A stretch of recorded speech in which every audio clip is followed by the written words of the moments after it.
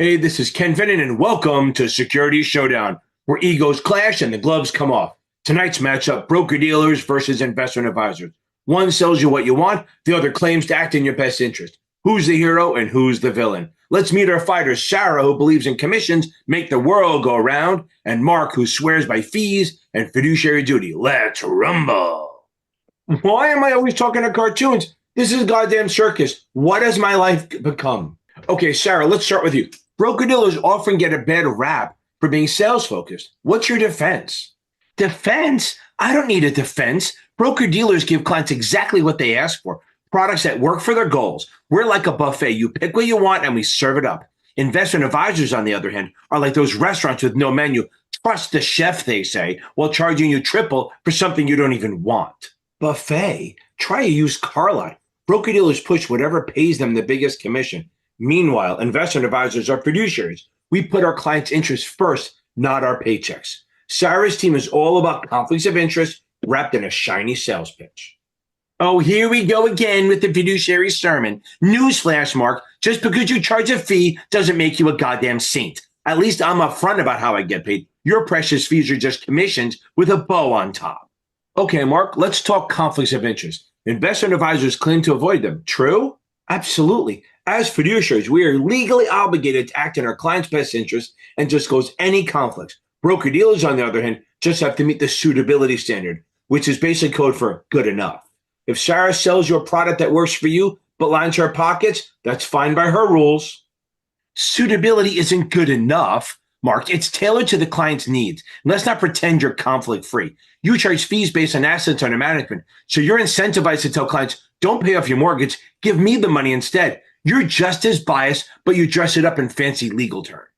Wow, Sarah, that's rich coming from someone who gets kickbacks for pushing mutual funds with 12B1 fees. At least my fees are transparent. Your conflicts are hidden in fine print so small, even lawyers need a magnifying glass. Kickbacks? You mean the commissions I earn for providing real value to my clients? Sorry if that bothers you, Mark. Maybe you should try working in sales. You might learn how to talk to actual people. Let's dig into the rules, Sarah. Broker-dealers are regulated by FINRA, but Mark's camp has the SEC. Who's got the better oversight?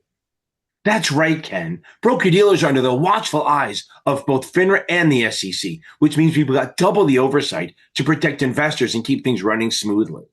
Investment advisors, on the other hand, only deal with the SEC, which is so busy with hedge funds and corporate filings, they barely have time for Mark and his ivory tower pals. Double the oversight? That's a stretch, Sarah. FINRA is a self-regulation at its best, like letting teenagers set their own curfews. Sure, the SEC looks over your shoulders, but let's not pretend FINRA is run by the same firms it's supposed to be policing. At least the SEC holds us to one clear, consistent fiduciary standard. One clear, consistent fiduciary standard? You mean the SEC telling you to slap best interests on everything and call it a day? FINRA actually understands how the industry works. We're held to a suitability standard that ensures clients get what they need without drowning in unnecessary paperwork. Suitability? Oh, you mean the good enough standard? Broker-dealers only have to make sure the product isn't terrible. Meanwhile, investment advisors are required to act in their client's best interest.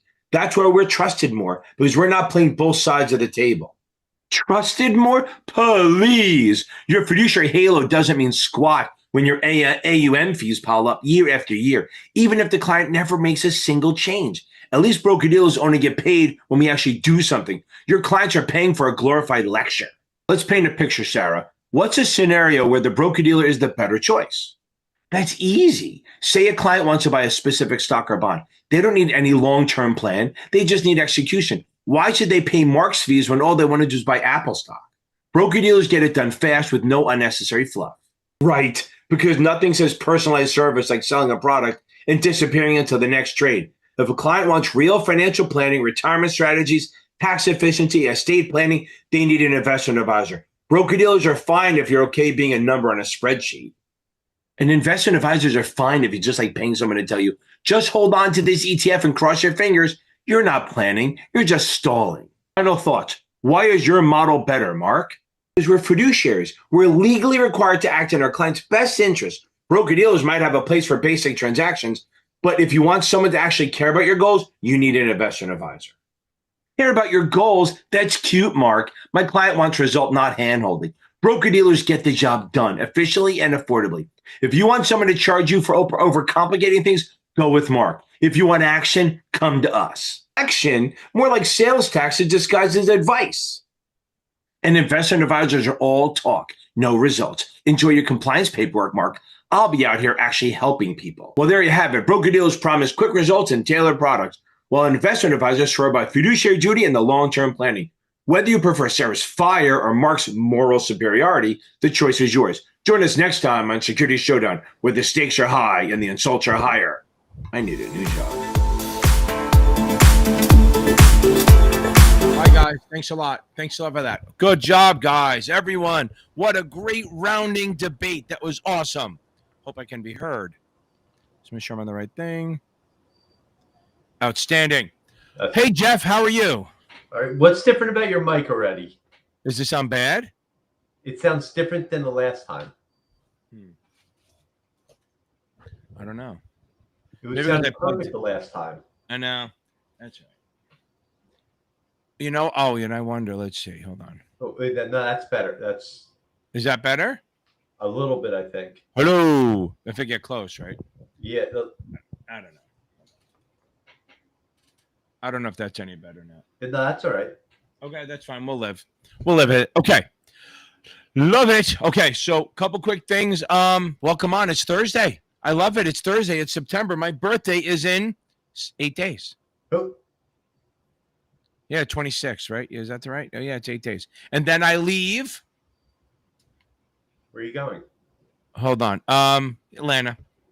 Oh. My son's birthday is the next day, so we're going to see the Falcons. So I'm flying out Saturday morning. We're coming back Sunday night. Oh, so I will not be doing a Sunday night 65, 66, 67 thing. So, but I will probably make it up at some point, but I don't know. Okay. Anyway. Okay. We're back on this. Okay. Oh, blurry. Good look in there, Jeff. Okay, I like it. Okay. Fixing it. Okay. Oh, and he's disappeared. He's gone. It's magic. Okay. Okay. Now, you had that the whistleblower thing going for a second. So the mic is so Anders. The mic is tinny. It is. Yes. Excellent way to put it.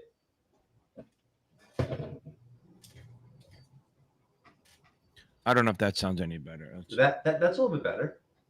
Is that a little bit better? I don't know. It was the other day. It was perfect. I know. I didn't touch anything. Who knows? Who knows? It is what it is. I mean, my mic is terrible, but I know we got to get you a new mic. It's all right. We'll figure it out. Okay. Okay. You know what I wonder? Let's see. Hold on. I have one more thing I can check. One more fucking thing. Let's see if this works. No, that's that. We got the mic. Let's see if that's any better. Okay. I don't know. We'll see. Okay. Anyway, let's get into it. So let's start on this thing. A lot of exam results coming through. I know. I see that, but I want to talk about it. Okay. Toilet paper. Okay. Boom. I'm glad. Toilet paper. I'm glad they're helping. We will have this Sunday, so that's great. So the last one on Sunday, and then and then after that, you will be an IAR, which is outstanding. I love it. Okay. Just remember the day before, anytime you do the day before for the 65, 66, always obviously watch my my crash course, but go make sure you read trust estates and joint accounts. It's big. Okay. Russell? No, I think I'm okay for the next 3.5 years. Okay. By the way, I am not a fan of the FCC getting involved in TV. Jimmy Kimmel is an asshole, but I'm not a fan of the government getting involved. But I'll just leave it at that. Okay, so now. Boom, Courtney. I knew that because I think, what's her name? I found out from someone else. Oh, my God. I talked to her. Alexa told me. That was awesome. Okay. Boom. Listen. Courtney, I'm sorry that my voice was in your head, but congrats. This is the same thing I ask everyone else. I don't need to know what was on it. Were there any surprises? Okay. Matt Berger. Okay. Boom. Matt. So My suggestion is, if you haven't read the book, make sure you read it. Make sure you do quizzes. There's not much else I can do except for make sure that you. And this is for my man, toilet paper too. Make sure you got the investment vehicles down. Investment vehicle characteristics, because a lot of people have the 7 and then they go, "Oh, I'm okay," because they have the 7 and it's not the same stuff. Because I try to explain that the 7 is like brute force. The SIE is brute force. The 65 and 66 kind of on an angle. Little bit of an angle. Okay. So you want to be a little more cerebral. Okay. Yeah. Okay. As I tell everyone, stop overthinking. I know that you can't do that. It's kind of like saying, hey, everyone, don't think about pink elephants right now. So now you're seeing a pink elephant, right? So it's hard to say stop overthinking, but take your time. Okay. You need to take your time and just work through it each time. You just got to take your time and just answer the question. As I say in my video, Occam's razor, just take the simplest route is the right one most of the time. So if you see 4 answers and one of them looks good and the other one I have to do some gymnastics to get to, pick the shiny one. And that's the one thing on the vendors, especially Kaplan and sometimes Achievable and even sometimes STC. Sometimes they kind of give you one that looks great and then it gets fucked up, right? So it's like, oh, we forgot we were tricking you. So that's not the way it goes. It's not going to be that way. It's not going to be that tricky. We're going to be fine. Okay. Let's see. Oh, Kylie. Outstanding. That is awesome, awesome, awesome. You know what you're going to be saying? Louder!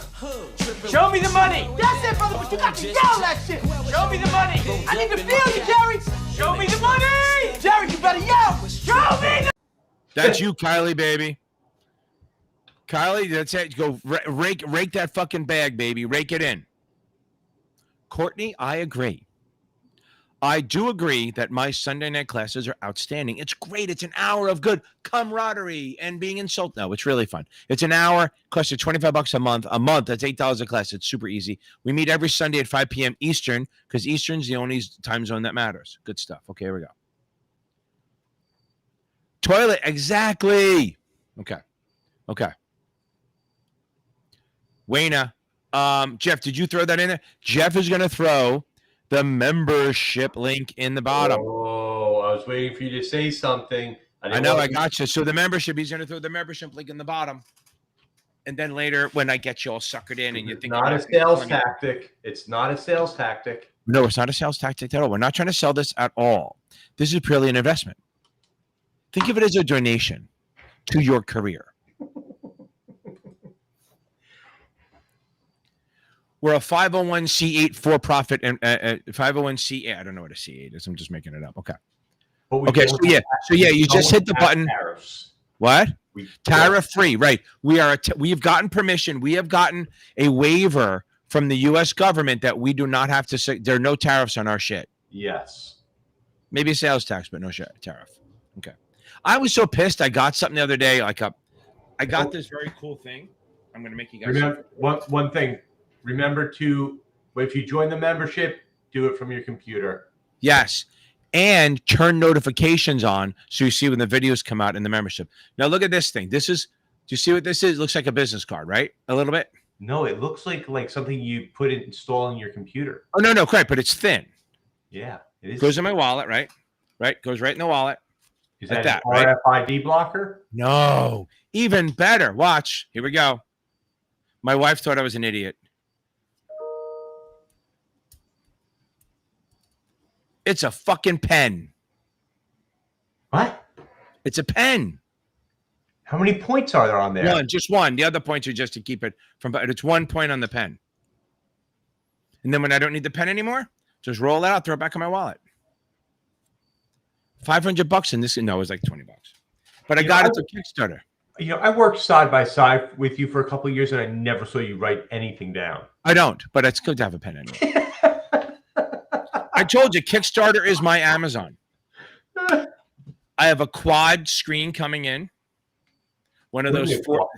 So it's going to make my laptop have 4 screens. Oh. I did that through Kickstarter. I have some cool glasses coming. I have what I do have is very cool. I'm waiting for it all to come. It takes a while. Is a screen for the back of my phone so I can use my back camera and see what I'm doing. I mean, although I like the blurry's better for my looks. And I'm getting a new vest. That's a chill vest and a heat vest. So in the summer it'll chill you down, and in the winter it'll heat you up. I have a heated vest. I know what? I have a heated vest. Yeah, but you have one that also cools you down in the summer. No, I'm always cold. I'm not hot. True, I got you. Well, I got no. Everyone's like, just fucking answer the questions. But okay, toilet paper, I'm going to get right to you. So I bought one for my wife, one of those vests. Like what you press, you can always see when it's on there. Press the button. So she likes that because we have kids who play hockey now, grandkids who play hockey. So I saw my wife running out the door yesterday, like 3 days ago, before I went to Pennsylvania, with the fucking winter coat on. And I'm like, what the fuck? She was going to hockey because it's fucking cold in there. And my wife, as fat as I am, my wife is thin. As fat as I am. My wife is thin. My wife is like 5'8" and like 115 pounds. So she goes on the freezing. She's like, she freezes. So, okay, back to this. But I'm afraid of her, so that's okay. So now, toilet paper. She packs a wall up. No, I'm kidding. So now, discretion versus custody. I just did this yesterday at my class too, which was great. So here we go. Discretion is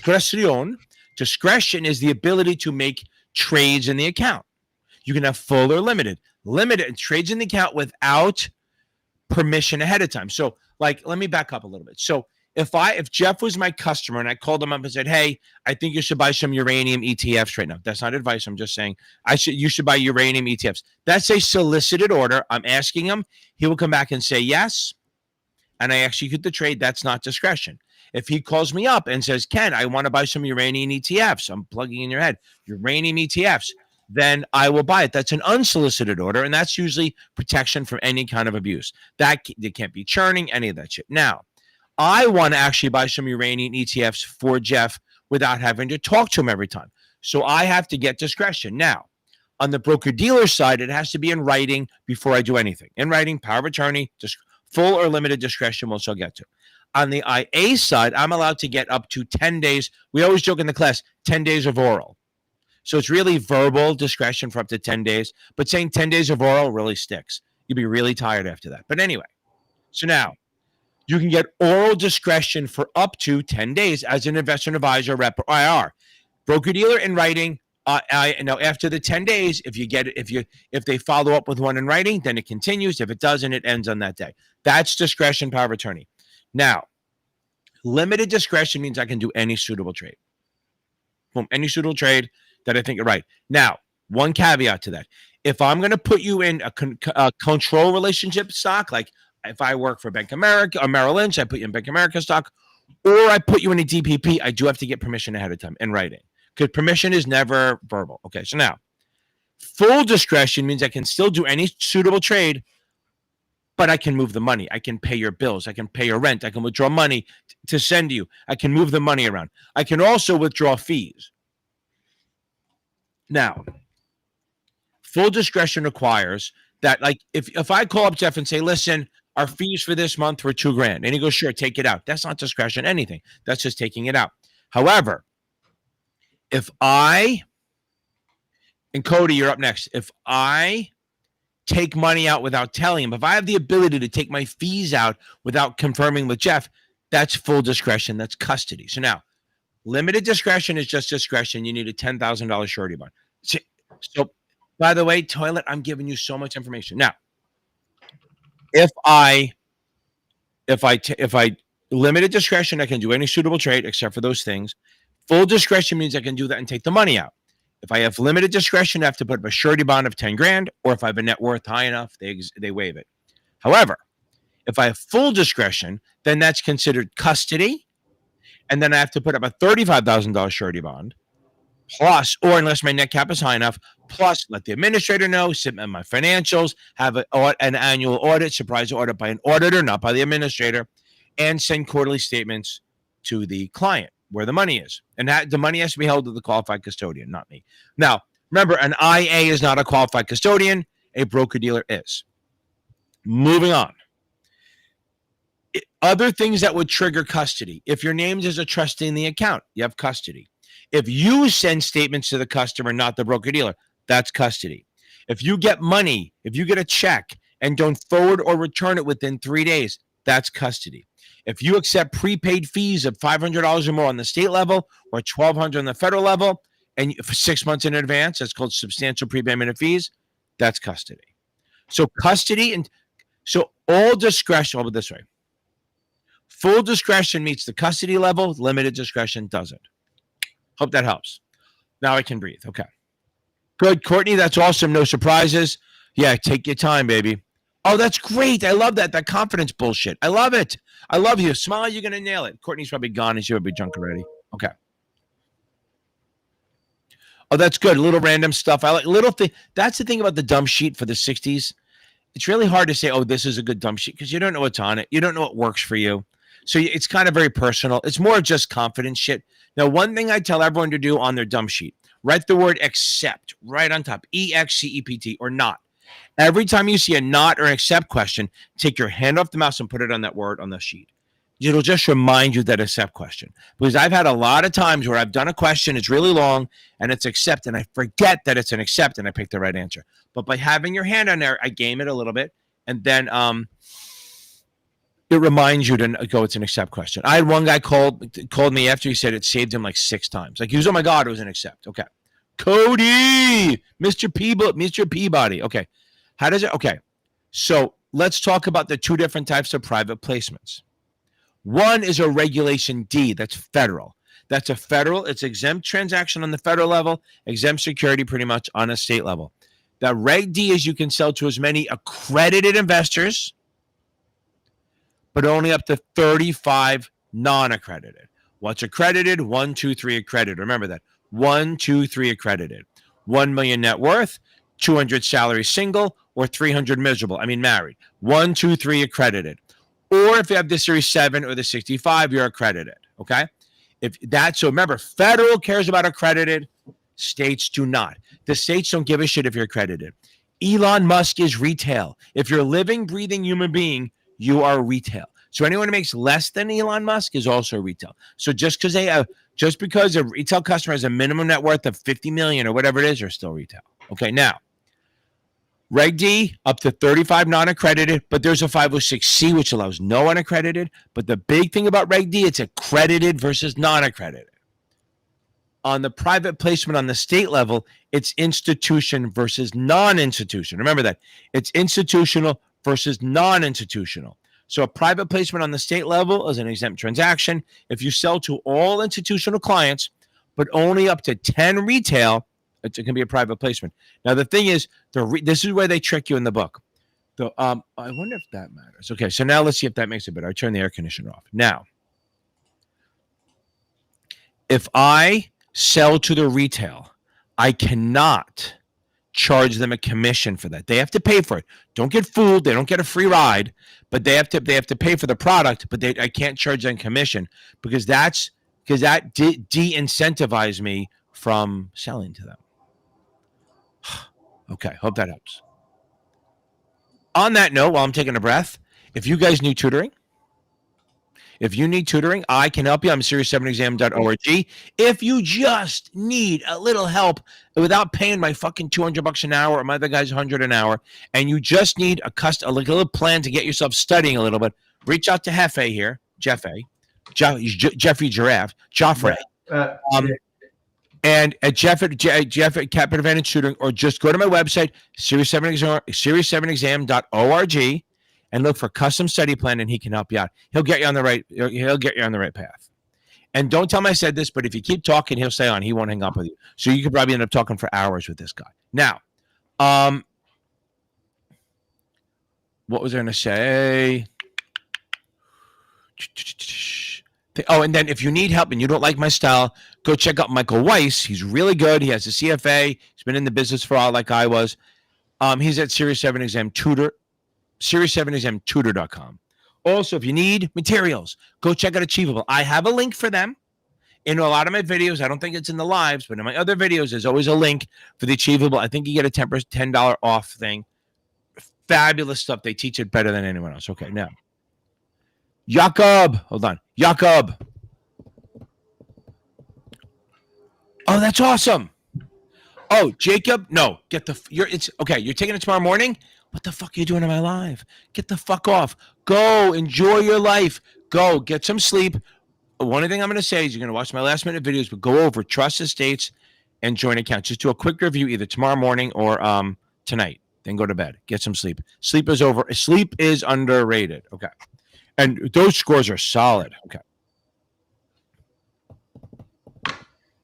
Yeah, this is where Alexa got hammered with the ass kicker test. She had a bunch of math.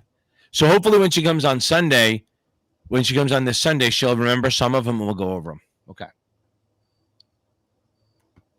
No. I am definitely doing a Sunday this Sunday. Toilet. I'm absolutely doing it this Sunday. It's the 28th that I'm not doing it. I may even start the live, get it going, and then get off so you guys can have a Sunday night study group. But toilet paper, you are going to see you Sunday, and then the following, I guess in October, I wish it was August, October, you're going to come on and tell us how great it was. Awesome. Okay, here we go. Now, can you act as a broker-dealer getting an investment in the same transaction? Can you act as an investment advisor rep and an agent? I don't think so. You can do it if it's a cross, like maybe you're not. No, I think you got to choose one. I don't know. That's a great question. I always ask myself that. Can I do both? Because you can't. The problem is you can't charge a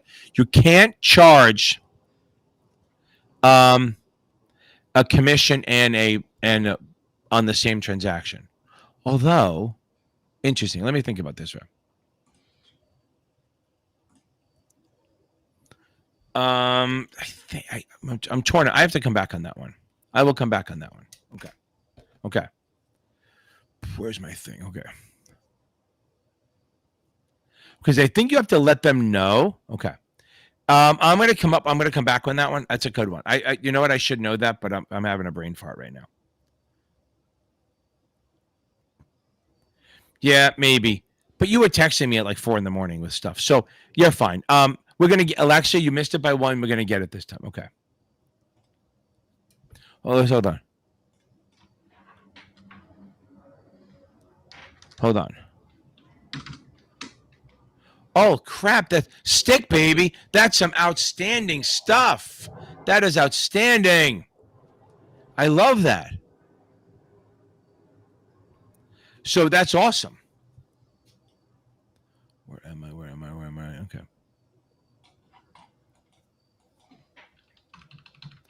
I think I'm going to go back to that other one. That's awesome. Hold on. Alexa's going to nail it. I know she will. Right. What goes into probate? So let's talk about this. Okay.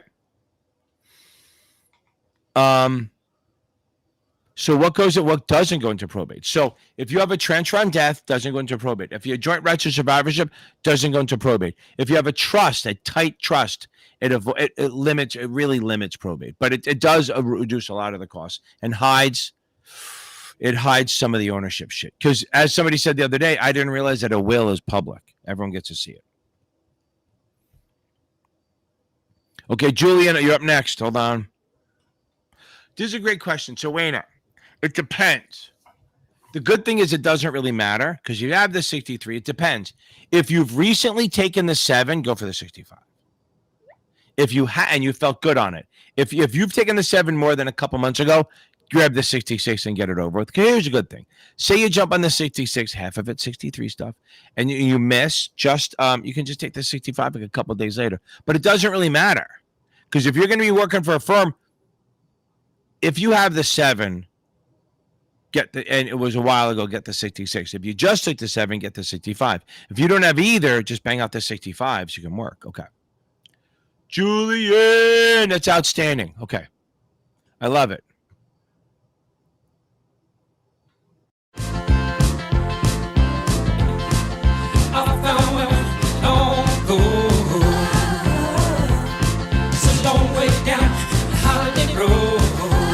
Baby, holiday road, Julian.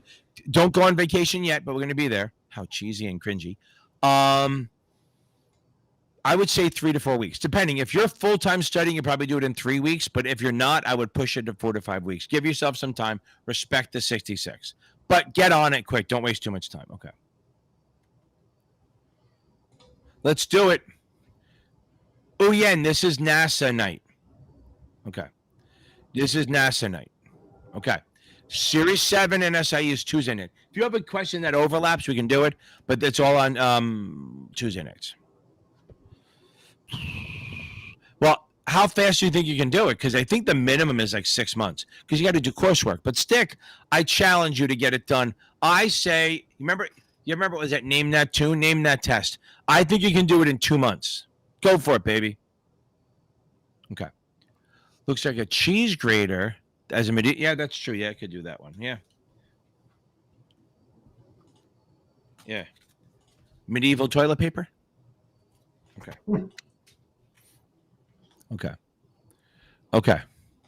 I just made a business owner who wants me to promote a private placement for him. Yeah, you can't fucking sell this shit.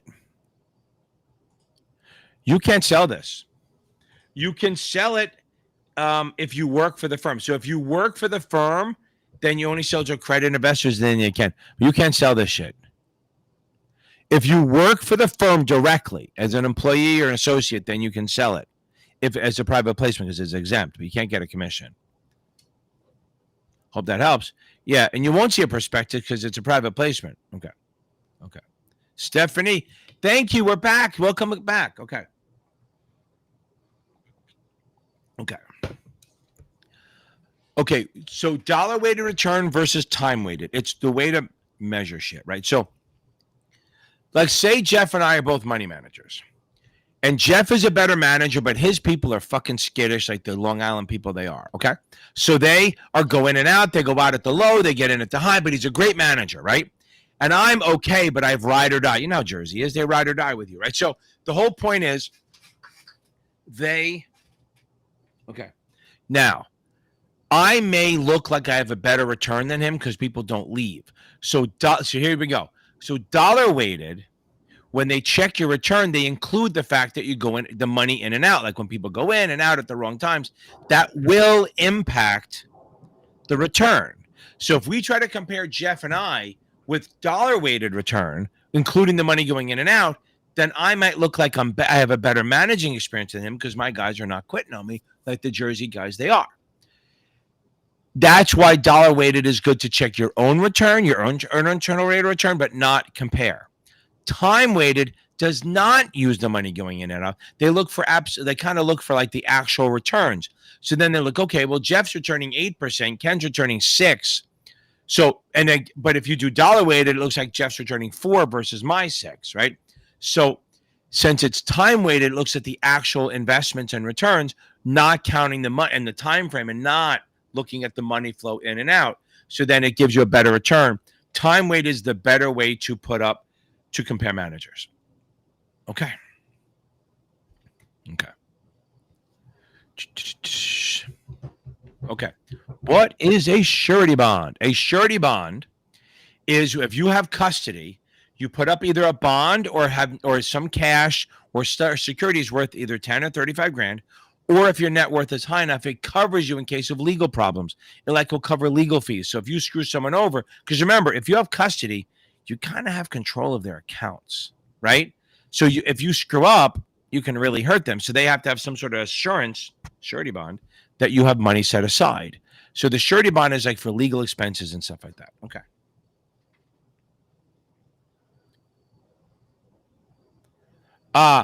Within a reasonable time.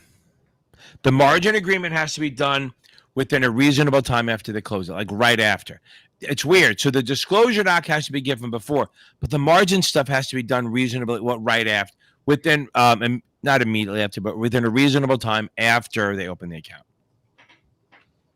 As opposed to like options and a DATO, disclosure, then approval, then trade, then the options agreement is 15 days later. Okay. Okay. Okay. If you're worried about the wording, maybe I have a couple of videos. I have 2. If you go to my practice exam playlist, I have 2 videos on there. One where I go over the FINRA one, the one that the FINRA does, and then one that kind of mirrors the one I took about 4 years ago. So I'm not saying it is. I'm just thinking it gives you the same vibe. So go do. I think it's the first one in the playlist. Go do those. Don't do them. Test yourself because you don't want to screw yourself over. but take them and just get used to the wording. If you're scoring in the 85s on past perfect, you'll be fine if you just take your time and read it. Okay. Stephanie, thank you very much. So you can act as an agent and an IAR on the same transaction, but you must disclose your capacity at all times. Okay. Did that one, Kevin. So I love the community. Okay. Trust accounts and estates, right? Trust accounts, states, joint accounts, and don't blow off investment vehicle characteristics. That's all like the like mutual funds, annuities, insurance, variable annuities, stocks, bonds, stuff like that. And remember, it's not as straightforward as a 7 in the SA. It's a little off, like it's a little more cerebral. Okay. I might be done early. Look, I'm almost catching up. Okay. Okay. Eric, stay on. I like that question. This is a great question for Jeff. What do we got? Can you read it? I can. What do you think of hitting the gym before the exam? I saw that come through before. Yep. What do you think? I say maybe some light cardio. Yes. No, well, that or working, but no going for personal best. Yeah, I wouldn't go for your max squat or deadlift or bench press the night before. Right. But they say working out after you work out the next 2 hours. Okay, the next 2 hours, your cognition is about 20% higher. Higher. A Harvard study did it. Working out actually increases your cognition. So maybe people. But that tells me when you talk to the meatheads in the gym, you're like, how dumb are they if they're 20% higher after working? No, I'm kidding around. It's interesting, right? I can say that behind the microphone because nobody knows where I live. So I know. Okay. Well, although if you can watch my videos, you'll probably figure it out. What? I'm in an undisclosed location. There you go. I know. Everyone's gonna look for that pool. Yeah. I keep thinking that thing behind it is like a basketball rim, like a backboard. Over on the top right there. Yep. Okay. Back to. Hold on. Current cook. We'll do they're very familiar. Okay. Yeah, toilet paper. Yeah, that's funny. Toilet paper. Okay, let's go over QDIA versus QDRO, baby. Okay. QDIA is absolutely showing up on the exam. Okay. Both of these are showing up. That's why I did a short little video on them. They're in the crash course. However, because I'm in a good mood and because there's a lot of people, not a lot of questions. Okay. QDIA is like, I started with this story. So have you ever seen that TikTok? There's a girl about 3 years ago posted a TikTok and she goes, if you're ever having a bad day, just remember this. And she goes, I started funding my IRA 5 years ago and I never invested it. So from 2018 to 2023, she'd been putting her $7,000 into the IRA and never invested it. So it's literally just, she has $30,000 sitting on the account, didn't grow an inch. Okay. That's a problem. And people do that with 401ks where they put it in there and then they don't allocate it and they go, wait, why isn't it growing? You got to fucking do something. Okay. So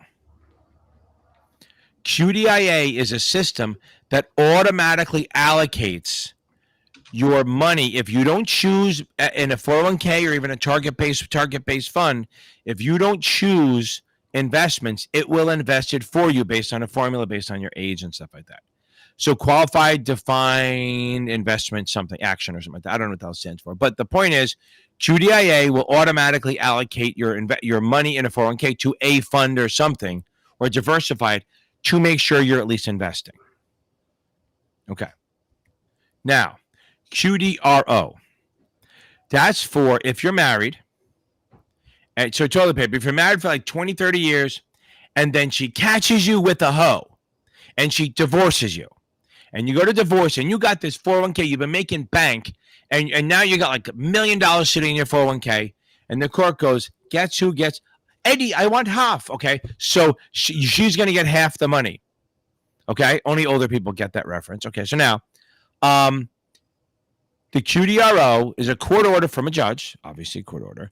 And it says It allows your wife or husband, whichever way you flow, to take money out of the 401k. So say your money's at Fidelity and they go, hey, we got a divorce. Give me half my money. And they'll go, who the hell are you? We're not giving you the money. It's in toilet paper's name. But if you have the court order, they hand it to them. They go, okay, here's your 50%. It allows the spouse of the cheating bastard to get that money without paying taxes. And as long as she rolls it into some sort of, rollover and retirement account, it's not going to pay taxes on it. But that's what a QDRO does. There you go. Okay. Now, administrative jurisdiction. Just remember this. Jurisdiction happens if something happens in my state, I have jurisdiction. That doesn't always mean I have to register. So this is the way I equate it. Jeff, you have a driver's license for where? New York. Okay. So if you drive in New Jersey, do you need to get a Jersey license? No. Good. Do you have to follow their laws? No. Of course. There you go. So I was like, okay, you sound like me. Okay, so you're under Jersey's jurisdiction, but you don't have to get a license. So it's the same thing. If you do business in a state, you may not have to register. You may have to, depends, right? But you're under their jurisdiction. Anything you do in that state, they have jurisdiction. They can investigate outside their state. So jurisdiction is any offer and sale or trade or advice that happens inside the state they have jurisdiction over. Now, if it's a gift, they don't. Okay. So if I give Jeff 100 shares of IBM for taking a test drive of a Porsche, right? That's a gift. If I say, oh, you get 100 shares if you buy the Porsche, that's an offer and a sale, and they have jurisdiction. So they have jurisdiction over offers and sales in their state. Can they investigate outside the state? Yes, if part of it happened in their state. That doesn't mean that the bastard administrator in Pennsylvania can investigate something that happened between an advisor in New York and New Jersey. They don't have jurisdiction. But if any part of it happened in Pennsylvania, they have jurisdiction. Hope that helps a little bit. Okay. Which do you feel prepares best for the 65? Okay. Here's my thing on this. I would say, if you have the cap and Q bank, use Achievable to learn. If you don't have the cap and Q bank, use SDC this is the thing. So Achievable teaches it better than anyone else. Their questions are good, but not amazing. They don't look at the test. Kaplan over teaches it, but they have a good question bank. Well, they have a quantity of questions in the question. They have 4,000 questions, so it helps. And I think they're more convoluted than the test, so they help. But SDC all around is they have good reading. Their book's only 300 pages versus the 700 from Kaplan. The problem is they don't have as many questions, but I do think their questions look a little bit more like the exam than Achievable or Kaplan. Okay. Now, Stephanie, so here we go. Both of them are liquidity ratios, meaning determine the liquidity of the company. So the first one is the current ratio. Remember, current assets are assets that you like cash or anything you're going to get within the year. Current liabilities are anything you owe within the next year. So like if you issue a bond, that's not current rate, that's not current liability, but the annual interest is. Okay. So current ratio is current assets over current liabilities. That's a current ratio. The quick or the acid test is current assets minus inventory over current liabilities. Okay. Current assets minus inventory over current liabilities. That's a more strict version of it. And I guess the cash asset ratio, which is a tighter one, is only cash and marketable securities over current liabilities. I don't know if you need to know that, but that's where they are. It's always about current and quick ratio about the current assets and current liabilities. And it determines the liquidity. The reason they take the inventory out is because if you have inventory, it actually hasn't been sold yet. So you can't really count it as an asset, because if you can't sell it, that doesn't mean you're going to get all that money for it. Like if you have a $200 dress if you have a bunch of $200 dresses at Nordstrom in the end of the season, they're probably not going to sell for $200 anymore. They'll probably go on their rack and go TJ Maxx or something. So they can't really count them as 200. You have to take them off. Okay. Boom. Jeffrey, hope you're still here. Probably not. Oh, I'm only 10 minutes behind. Jeffrey, that's outstanding. Born to hand job, baby. Born to hand job. Oh, sorry. Okay. Congrats. Any surprises, Jeffrey, baby? Okay. Okay. Alexa, unethical, you can't do. Ethical, you can do. You ask the broadest questions. Okay.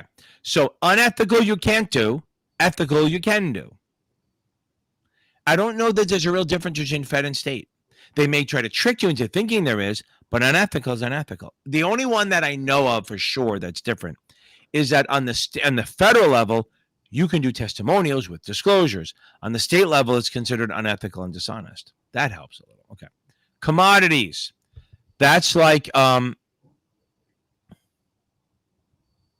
yeah, Russ, I'll show you. So commodities are like frozen concentrated orange juice, pork bellies, which are pig butts, right? Pig stomach, corn, wheat, lumber, shit like that.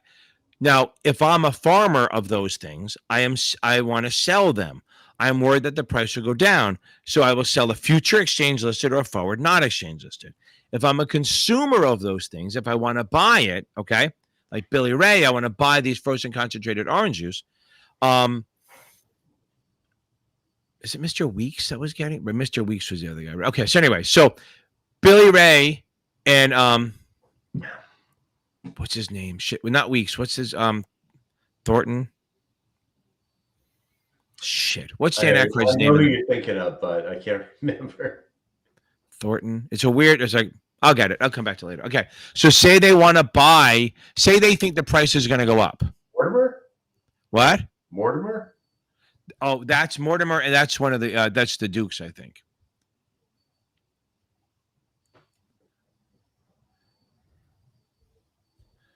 This is going to bother me. Louis Winthrop III. There it is. Louis. Reach of money. Yes. Reach of money. Oh, sure. Like he went to Harvard. Okay. So now, commodities are like things you can sell, like gold, silver, pork, bacon. I guess not bacon, but crops, wheat, corn, orange juice, apples, oranges. And if you're a farmer, you're afraid that when you go to sell them, the price will drop. So you sell futures and forwards. If you're going to buy the wheat in the future, you're afraid it's going to go up. So you buy futures exchange listed or forwards not exchange listed. Futures are liquid, forwards are not. If you're trying to hedge a crop, you're going to sell futures. Remember, if you're a producer, a farmer, a driller, a shipper, you're going to sell futures. If you're a consumer, you're going to buy futures because you're worried the price is going to go up. What's the deal with originated, directed, and accepted? Okay, now, so here we go. So let me go into this. Where are we? So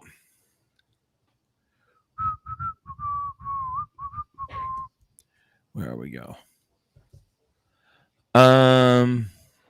So if I call from New Jersey and I call into New York, but Jeff's on a bender in at an Indian casino in California. Okay. So if it's originated in Jersey, got to register there and have jurisdiction. I directed it to New York, Long Island, and I have to be registered there because my customer's there. But he's in California, but he's visiting. I don't have to be registered there, but they do have jurisdiction. So if he accepts it in California, okay. Alexa, I have no fucking Eddie, even if I'm going to do it. I may or may not. Okay.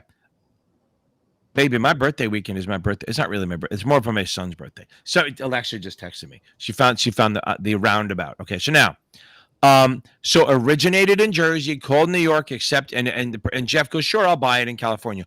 All three states have jurisdiction. SDC has a thing where only two can, but I disagree.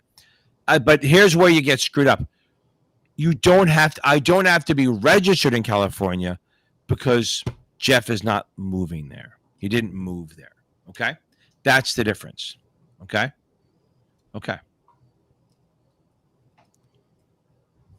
Now, where am I? There we go. Okay. So the QDRO, who pays the taxes if it is, that's funny, Stephanie. The woman does, or the guy, if he, whoever the spouse is. Okay. So now we have a good question. Let's go with this one. Here we go. I'm not going to go through the whole list, but I'm going to give you an idea of what it is. Alexa, I know it was. Alexa's now mad. How did I forget her name? I didn't forget your name. I remembered it. I know I see your fucking text 30 times a day. There's no way I can forget it. Maybe I blocked it out. Okay. So let's go through this. So on an order ticket, it's going to have buy or sell. Okay. Buy or sell. The instructions. It's going to have like the details. Like it's going to have the account name or an identifier. It doesn't have it may or may not have the account number on it, but it may have the account name. It has to have some sort of identifier. The type of order, the time it was received, the order price, the quantity. If it's a limit order, it won't have the price to the end, and the name of the broker. Okay. Now, it will have solicited or non-solicited, and it will have discretion or non-discretion, if it's discretion or not discretion. Okay. So here we go. I'm going to go down the list. A customer identifier. If it's a cash or margin account, the register rep identifier, long or short. Remember, if it's a long sale, if it's a sell, you have to mark it long or short. It'll have the security identifier, the number of shares, the order type, the date, time, solicited or unsolicited, and discretionary. Now let's see if I can find the confirmation. Here we go. Confirmation. This will actually have the customer's name. We'll have the account number, the security you bought and sold, what you paid for it, the date, and the time will be available. They don't have the time. So you have to think about this, right? Okay. So if I have an order ticket, it has to be like all the instructions, solicited or not solicited, discretion or not, the rep identifier, and a time if it's executed, and all the restrictions. Okay. Now, the trade confirmation is telling you what you did, how many shares, if it was a bond, if it's callable, yield to maturity or yield to call. It'll have the capacity, agent or principal. It'll have the commission, which the order ticket doesn't have. It'll have the date it happened, and the time is available. The time will be available. And if it's a bond, it'll have the accrued interest if there is any. Again, you're gonna get like one question on that shit. Okay. The trade toilet. I know your game. Okay. Toilet, I did that already. If you weren't listening, you're too busy with your hoe. Okay, so now. SIE Dummies is good as a supplement. SIE for Dummies is good as a supplement. Is that the one I helped edit? Or was it the 7 for Dummies? It's the SIE, wasn't it? Yeah, I think so. Yeah, I think it was the SIE. So the newest one I helped edit, so look for my name, people. It should say Ken Finnan or Capital Advantage Tutoring in there as a technical editor. Woo, if you get a new one. Now, again, I love it, but I think it's a supplement. It's not a standalone. So if you really want something good for the SIE, guess what? Go Achievable. Go get Achievable. Either use my link and you get it $10 off, or go to just go to Achievable.me and buy the fucking thing. It's good as a supplement. It'll explain shit pretty well, almost as good as I do. Okay, I answered this already. Administrator's jurisdiction. Do I have to say this again, man? Administrator's jurisdiction if the shit happens in their state. If the offer and sale happens in their state. Okay? So if any part of an offer and sale happens in the state, they have jurisdiction. That's what it is. Can they investigate outside the state? Yes, if they have jurisdiction. Just because an offer and sale happens in the state doesn't mean the people have to register, but they do have jurisdiction over you. Okay. That's funny. Okay. Can I go over? So that's a good one. Tenancy in common. It's tenancy. I know you know that. Okay. Now, so tenancy. So for married people, it's either community property or tenants in common. Tenant or tenancy in common, right? No. Tenancy in common. Let me go back. I'm going to start over. Scratch that, reverse that, forget everything I just said. So if I have I'm going to go through the whole thing. Joint with rights to survivorship means me and Jeff have an account, or even more people. If I die, all the money goes to the other people in the account. No probate. Tenants in entirety. No tenants in common. Say, screw them up. Tenants in common. That's for that. Say Jeff and I have an account. I get hit by a bus. My money goes to my estate, my beneficiaries, my heirs. It is subject to probate. Jeff doesn't get anything. Tenancy in entirety is only for married couples. You must be married to do tenancy in entirety. Because it's the way it's set up that whatever, it's mostly for property. So if you put property in there and say I get sued, but my wife doesn't, they can't touch the property. If I hold it any other way, if I get sued, they can go after the property.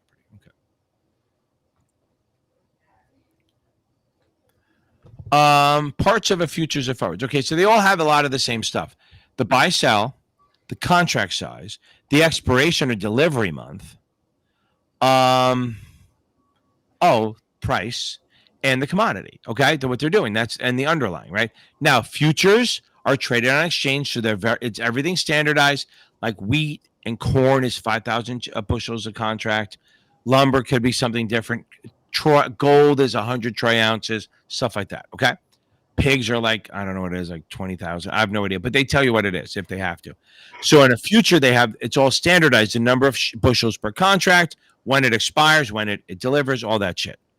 A future, you can set it whatever you want. It's like between me and you, Aubrey. So if I go to you, I want to buy 3,200 bushels of wheat. If I did a future, I'd have to buy the 5,000. But then do a forward, I can negotiate with you and say, let's do 3,200 and price it accordingly. That's what it is. Okay. Not that big. I hope that's enough. Okay. No, don't worry about it too much. It's not that big a deal.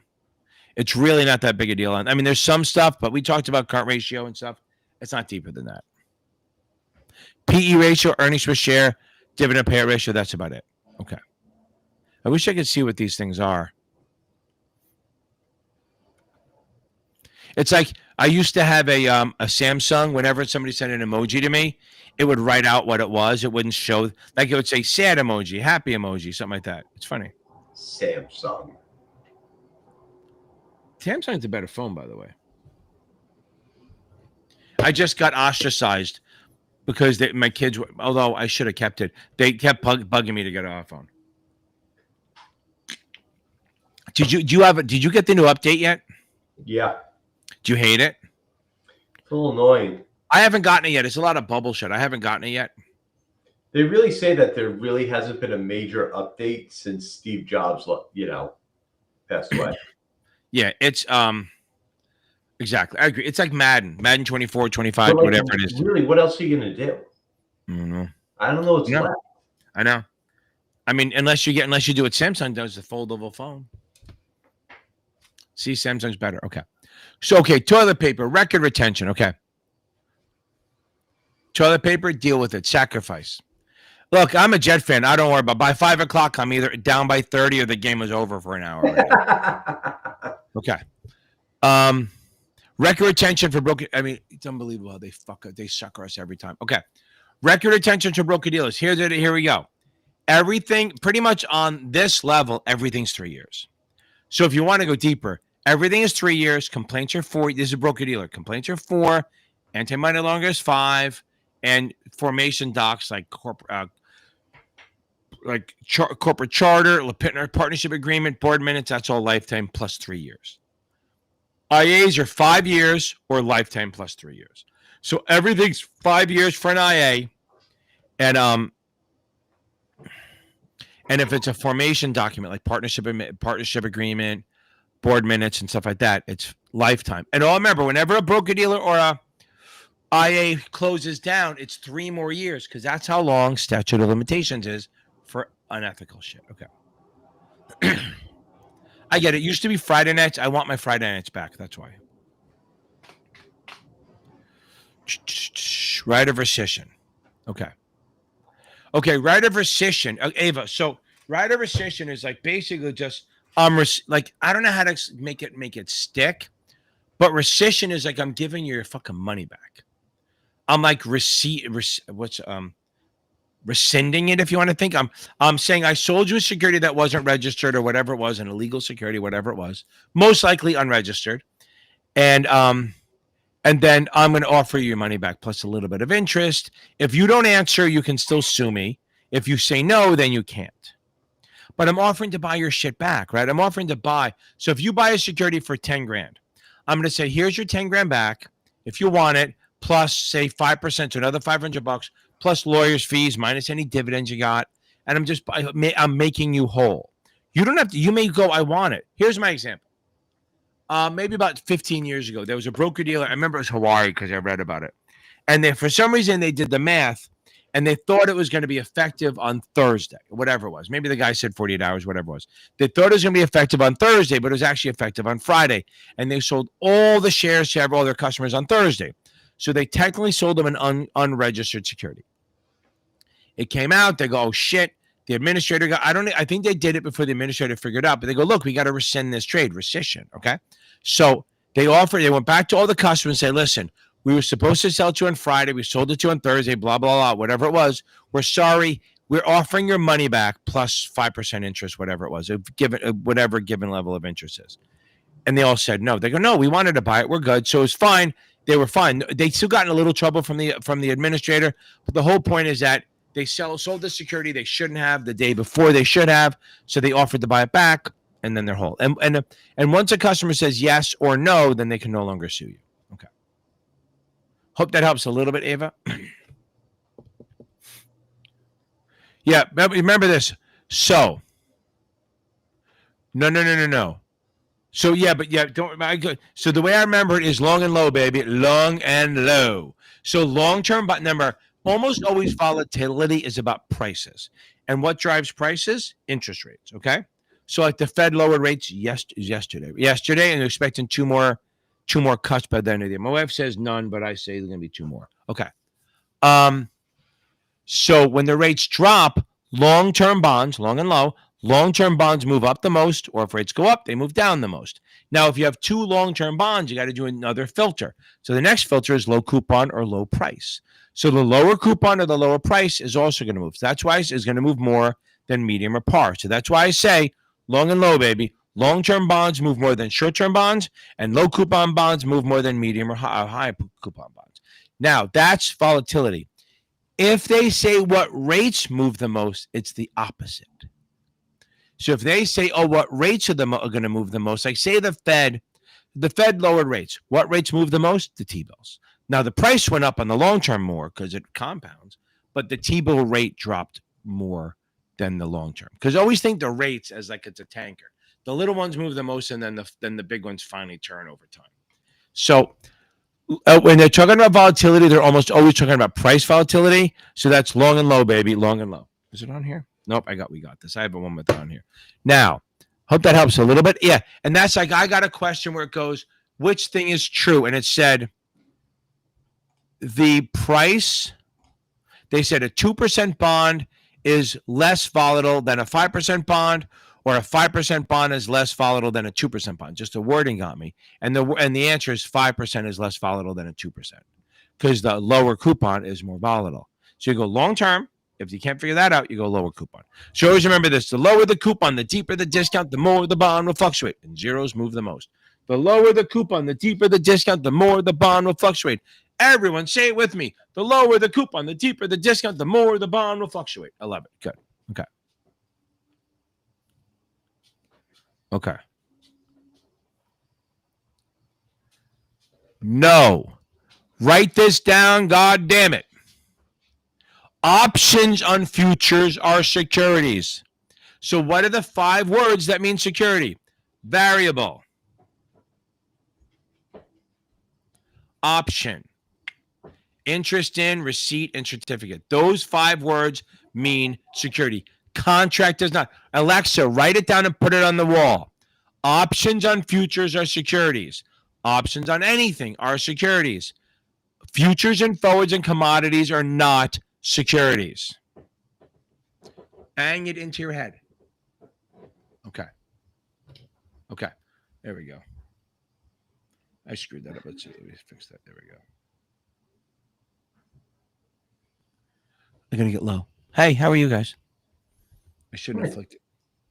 Look at my dog, Teddy. There we go. By the way, that's your Art of War. Hold on. And look at that little bobblehead. That's me. One of the Edward Jones sent that to me. Okay. There we go. That's better. Okay. Be a savage, baby. Okay, now. Yeah, sometimes I go off on a rant. You got to deal with it. Okay, here we go. Alexis, I don't have one yet, but I'm doing one for I don't have one for the 63. I could probably try. Oh, hold on. But guys, if you're taking the 65, 66, or 63, find my Are You Ready videos. I think they're great. They're open. They're like 5 minutes of open-ended questions. I mean, they're fast. So there's like 80 questions. But if you can answer those, so list a question, hit pause, answer it yourself, then say, I don't give you the answers. If you have questions, bring them in here. But the point is, they're great. They're 5-minute refresher before the test. They're awesome. I'm biased a little bit. Or am I based? Okay. Okay, so anyone can sell. Stephanie, if you want to sell a security, whether it's exempt or not, exempt security or exempt transaction, either one, you have to be registered. The only time you don't is if you work for the issuer. So let me go through this.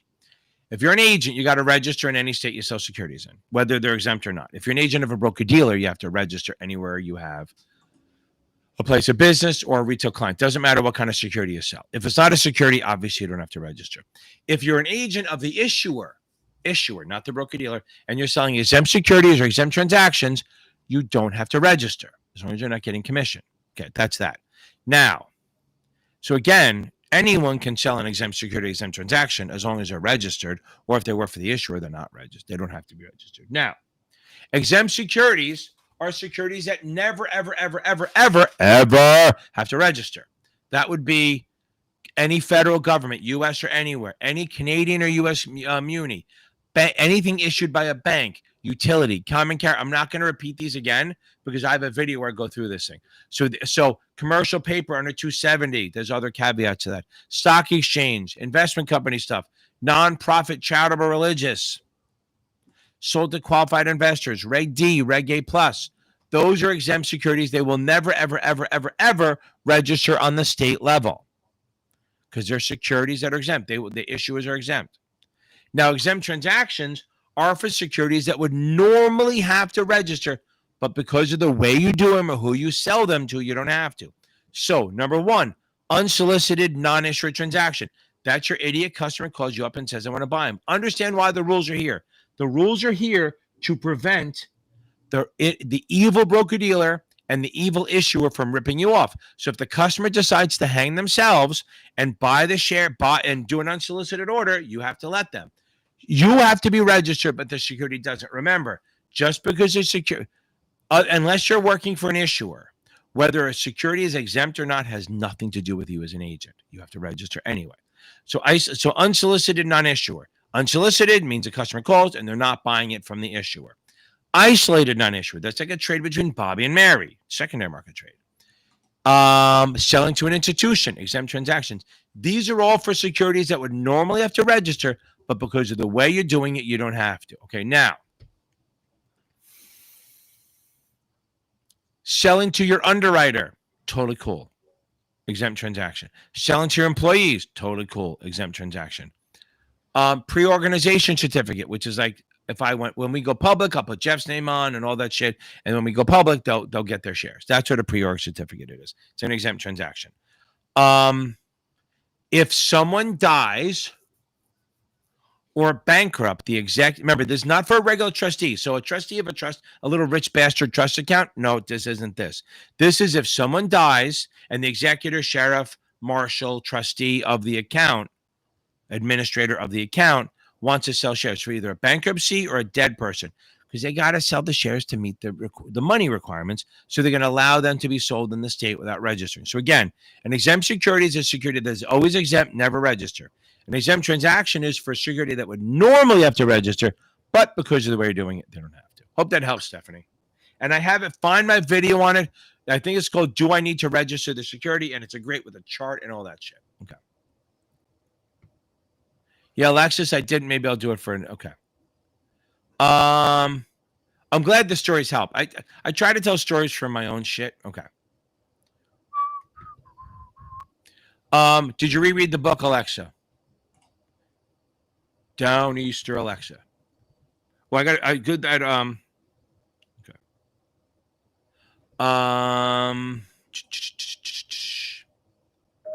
Yeah, so you know what? I can talk. I think I have a video where I do that.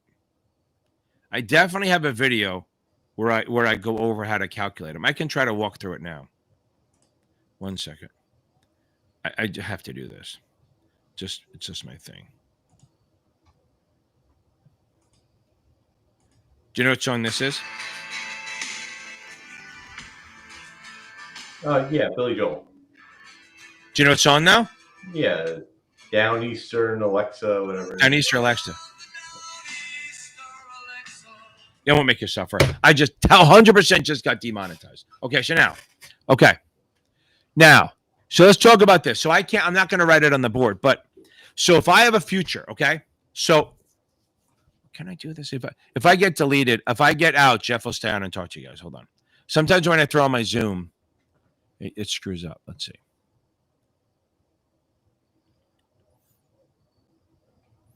Yeah, don't care about the camera. Don't care about the microphone. Hold on. Here we go. I'll try to make this as big as possible. That's what she said. Okay, hold on. Before I do that, Zach, if you're just starting, read the book cover to cover. That's the best thing. Read the book, watch my videos, read the book, then start doing the chapter quizzes, then start doing finals. Don't do any chapter quizzes until you're done with the book. Okay. So now let me try to do this, if I can figure this out.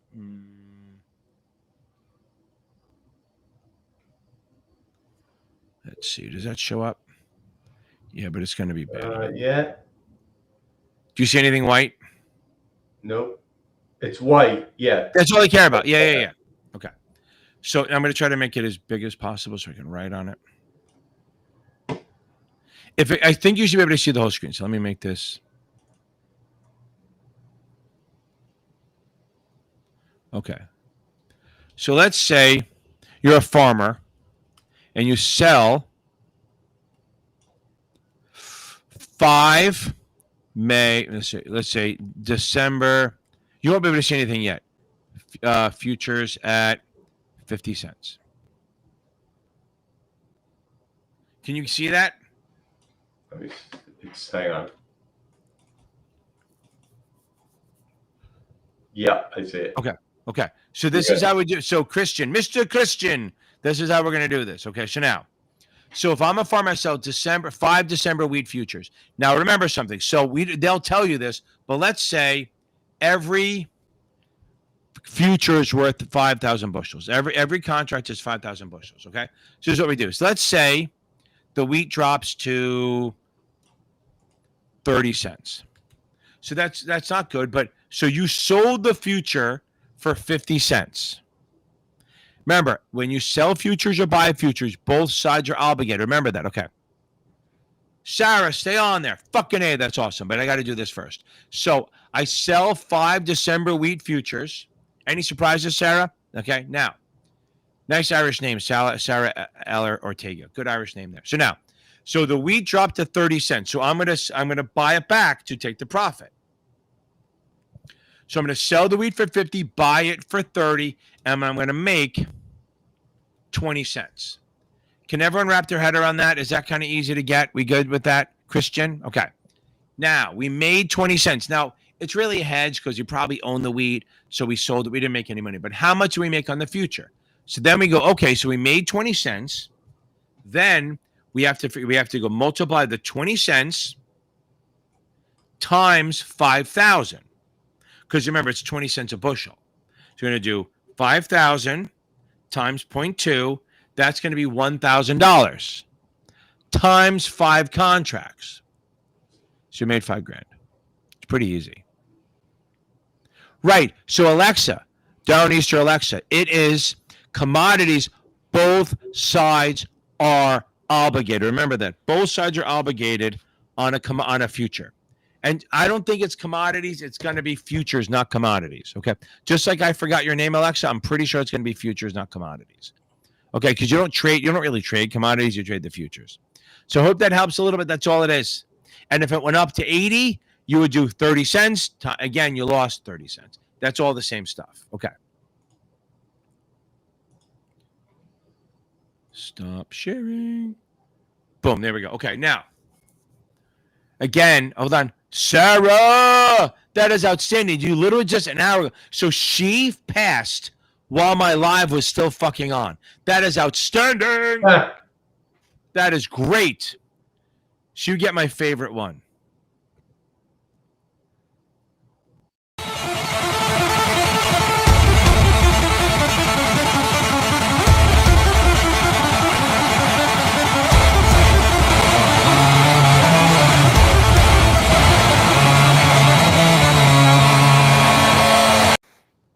And since you're still so fucking happy, we get a second one. Everybody, born to hand job, baby. Born to hand job, baby. Boom, baby. That's a big old fucking party. That's outstanding. Okay. Not bad. We had a good one, people. That's all good. Sarah, okay. I appreciate that. So this, like, people say this all the time, right? And I'll take it because I'm a narcissistic asshole. But truth be told, I helped. You fucking did the work, Sarah. I can't drag you across that finish line. There's definitely people I give information to, and they don't make it.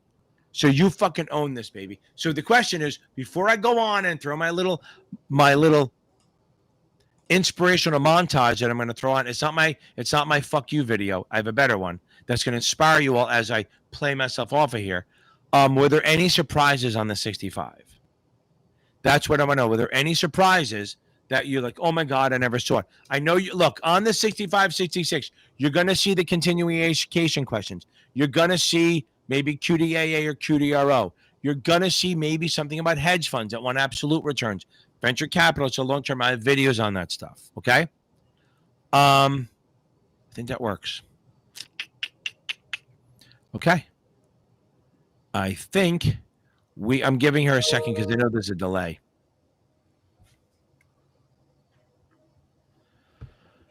People hate quiet time. Like if I had a producer, they'd be screaming at me, no, quiet, you can't have dead air. Okay.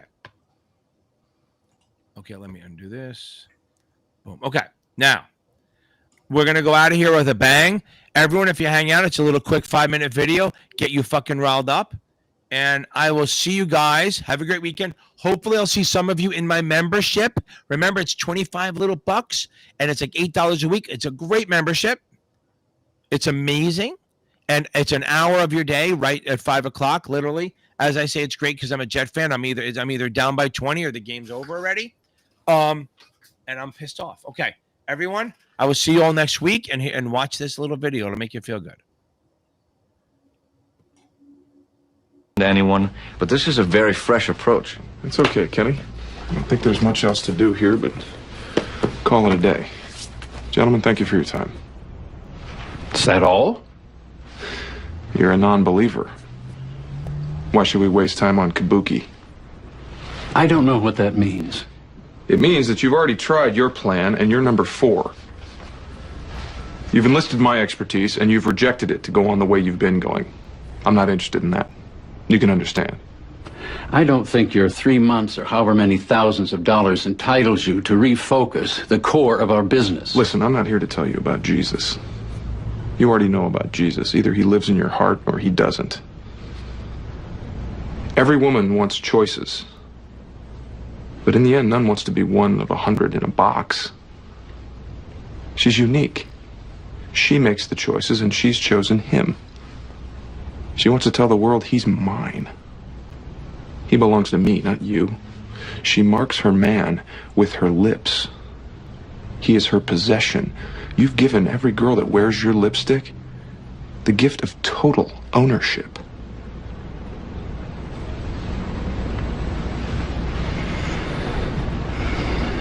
Sit down. Information on penny stocks that had huge upside potential with very little downside risk. Does that ring a bell? Oh, yeah, I may have said so. Okay, great. Well, reason for the call today, John, is something just came across my desk, John. It is perhaps the best thing I've seen in the last 6 months. If you have 60 seconds, I'd like to share the idea with you. You got a minute? Actually, I'm really very busy. Name of the company, Aerotine International. It is a cutting-edge, high-tech firm out of the Midwest awaiting imminent patent approval on a next generation of radar detectors that have both huge military and civilian applications. Now, right now, John, the stock trades over the counter at 10 cents a share. And by the way, John, our analysts indicate it could go a heck of a lot higher than that. Your profit on a mere $6,000 investment would be upwards of $60,000. Jesus, that's my mortgage, man. Exactly, you could pay off your mortgage. This stock will pay off my house. John, one thing I can promise you, even in this market, is that I never ask my clients to judge me on my winners. I ask them to judge me on my losers because I have so few. And in the case of Aerotine, based on every technical factor out there, John, we are looking at a grand slam home run. Okay, let's do it. I'll do $4,000. 4,000, that'd be 40,000 shares, John. Let me lock in that trade right now and get back to you with my secretary with an exact confirmation. Sound good, John? Sounds good. Great. Hey, John, thank you for your vote of confidence, and welcome to the Investors Center. Yeah, thanks a lot, man. Thanks. Bye-bye.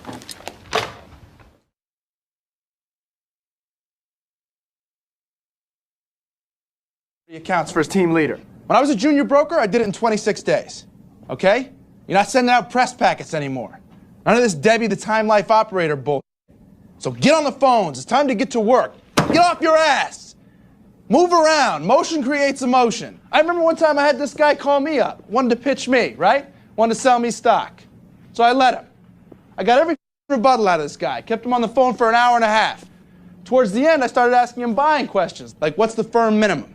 That's a buying question. Right there, that guy's got to take me down. It's not like I asked him, what's your 800 number? That's a off question. I was giving him a run, and he blew it. Okay? To a question like, what is the firm minimum? The answer is 0. You don't like the idea, don't pick up a single share. This putz is telling me, 100 shares. Wrong answer. No. You have to be closing all the time and be aggressive. Learn how to push. Talk to him. Ask him questions. Ask him rhetorical questions. Doesn't matter. Anything. Just get a yes out of him. If you're drowning and I throw you a life jacket, would you grab it? Yes. Good. Pick up 200 shares. I won't let you down. Ask them how they'd like to see 30, 40% returns. What are they going to say? No? You? I don't want to see those returns? Stop laughing. It's not funny. If you can't learn how to close, you better start thinking about another career. And I am deadly serious about that. Dead serious. And have your rebuttals ready. Guy says, call me tomorrow? Bull. Somebody tells you that they got money problems about buying 200 shares is lying to you. You know what I say to that? I say, hey, look, man. Tell me you don't like my firm. Tell me you don't like my idea. Tell me you don't like my necktie. But don't tell me you can't put together $2,500. And there is no such thing as a no-sale call. A sale is made on every call you make. Either you sell the client some stock, or he sells you on a reason he can't. Either way, a sale is made. The only question is, who's going to close, you or him? Now be relentless. That's it, I'm done.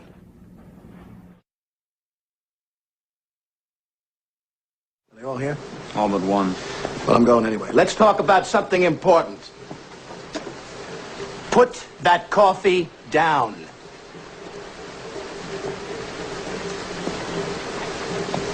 Coffee's for closers only.